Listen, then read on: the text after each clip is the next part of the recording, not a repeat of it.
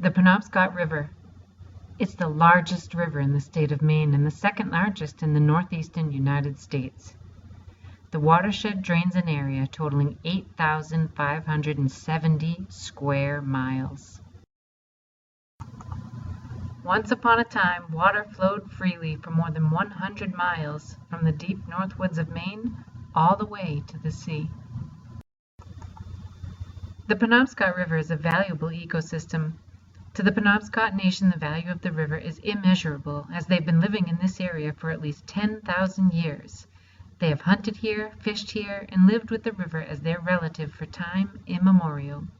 It was told to me that some elders of the Penobscot Nation have shared stories of a time when there were so many fish in the river you could barely walk without kicking one. Yes, the Penobscot River is life. It is a teacher. It is the heart of the traditional ecological knowledge of the Penobscot people, and it has been the center of who the Penobscot people are for thousands of years. Industrialization brought mills and more than 100 dams to the river, causing fish populations to plummet and the remaining fish to become contaminated with mercury and other toxins, wreaking havoc on the ecosystem of the river. Traditional activities practiced by the Penobscot, like salmon spearing and eel trapping, have been threatened with extinction. There is some recent good news. The Penobscot River Restoration Project is a collaboration between the Penobscot Indian Nation, 7 conservation groups, 2 hydropower companies, and state and federal agencies. The project aims to restore 11 species of sea-run fish to the Penobscot River while maintaining energy production.